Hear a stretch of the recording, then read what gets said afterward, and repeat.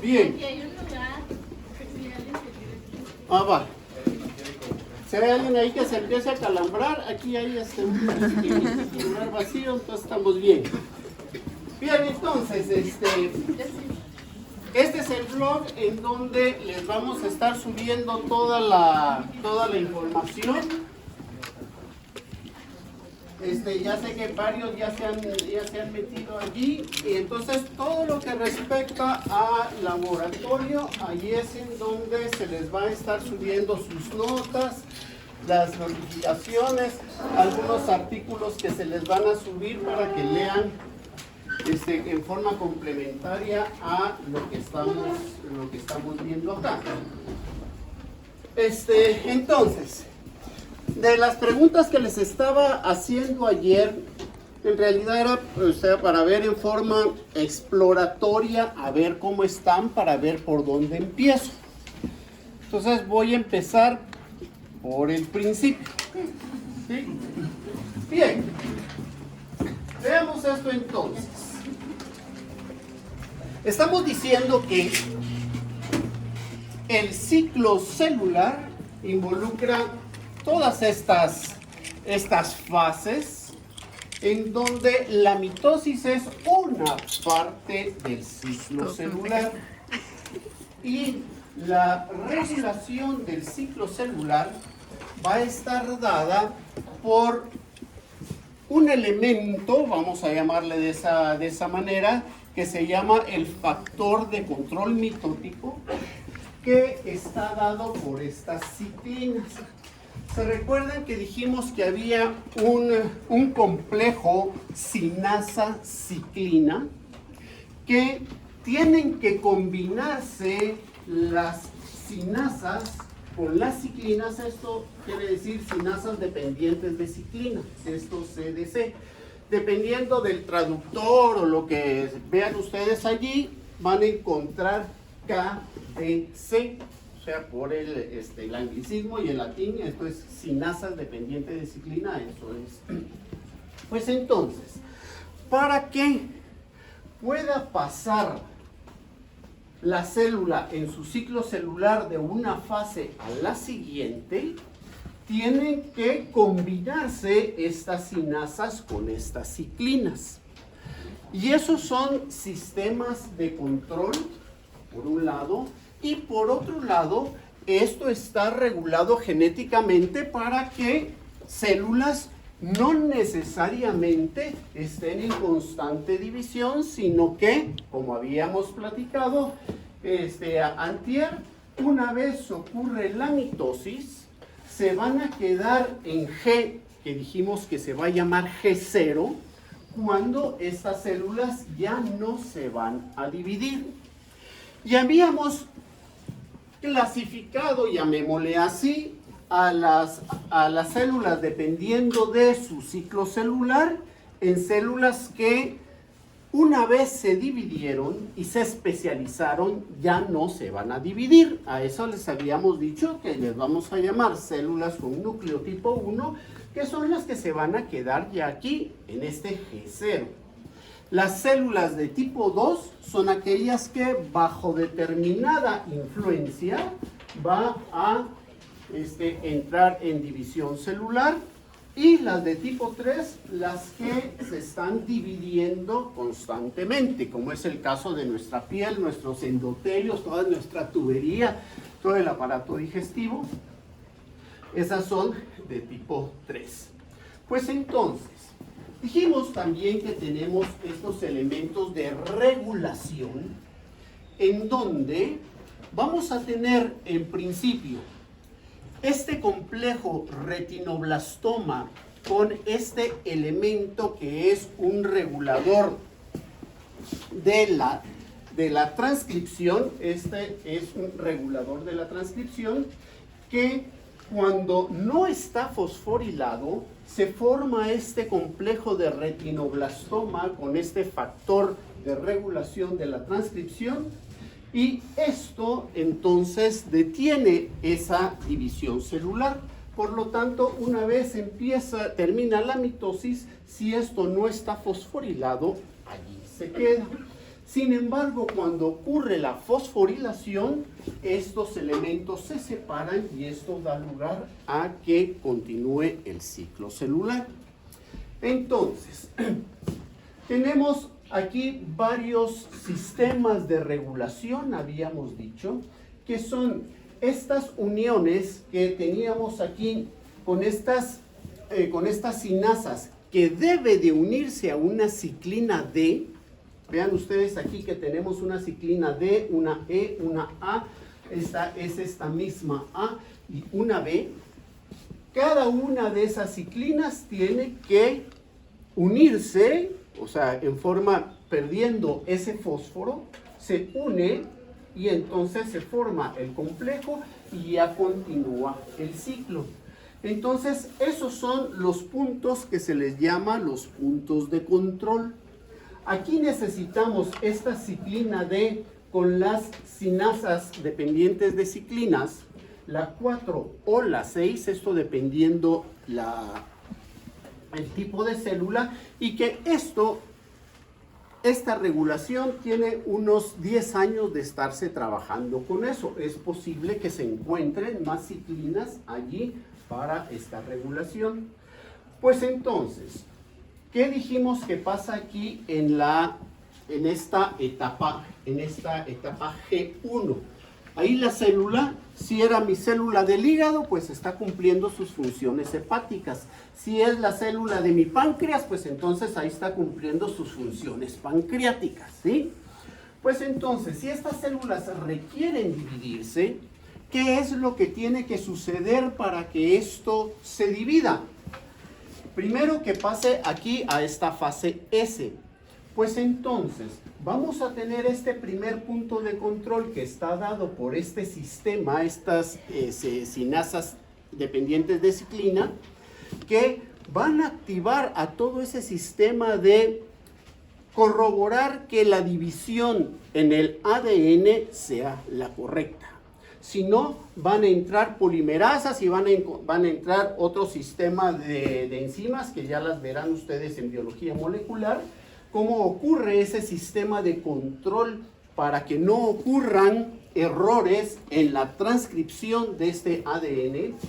Si hay errores, entonces se bloquea este sistema 4,6 ciclina D y esas células se quedan aquí en la G. Ahora, si esto va bien, va a pasar aquí a la fase S. En la fase S dijimos que ocurre la duplicación del material genético. Aquí vamos a tener dos tipos de controles y se le llama un control de tipo ATM por el anglicismo, en donde se requieren aquí dos factores que a eso se les llaman factores antitumorales, que los habíamos mencionado el primer día, que si va algo mal aquí en la transcripción, se activan estos factores antitumorales y entonces se detiene la transcripción. Habíamos hecho el comentario que cuando hay mutaciones en estos elementos, en estos reguladores aquí de esta fase, es cuando se dan estos tumores. Porque va esta célula que no debería de dividirse, porque está regulada por este sistema 4,6 ciclina D, pero esto no identifica a este elemento y entonces va la división celular y entonces empieza la reproducción de células que no deberían de reproducirse. Y ahí vienen uno de los tantos formas de tumores que hay. Tenemos otro sistema de control aquí, que es para la regulación entre las cinasas y ciclina E, que si hay errores aquí en esa duplicación del material genético, se cierra. Fíjense que tenemos un montón de controles de la división celular, si no vendríamos todos hechos un chipuste, ay, me salió esto por aquí, ay, a mí por aquí, ay, y a vos que te salió anoche. Sí, entonces tenemos un montón de sistemas de controles en donde se bloquea la división celular para que células no se reproduzcan cuando no deben de reproducirse. Porque no solo es que se reproduzcan o no, sino que se reproduzcan cuando deben de reproducirse. Entonces, estos son los controles que en el ciclo celular vamos a ir teniendo. Por otro lado, tenemos este tercer punto de control, que es en el momento de que va a entrar ya a la mitosis, que está regulado por esta cinasa dependiente de la ciclina B, que es quien finalmente hace que esto entre en mitosis.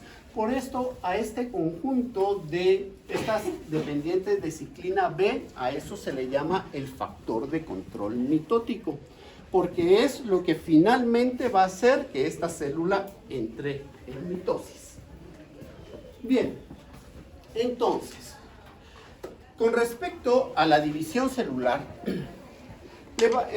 por supuesto, tenemos que tener claro el proceso mitótico, porque nosotros finalmente somos producto de miles de billones de reproducciones mitóticas.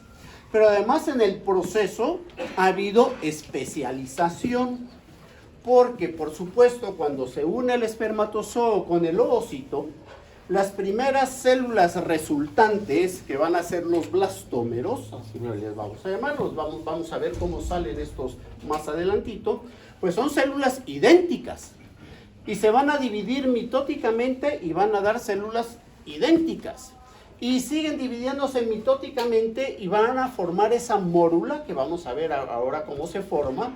Se forma esa mórula de 64 células y todas las células son idénticas. Y todas las células son totipotenciales. Esto es, y así es como ocurre, no hay ningún gemelo aquí. Que a veces tenemos gemelos y ya va, y se meten a los exámenes uno del otro y me hacen cada travesura. Pero entonces, una de las formas es que cuando está así a nivel de mórula, esa mórula se divide y me va a dar dos morulitas.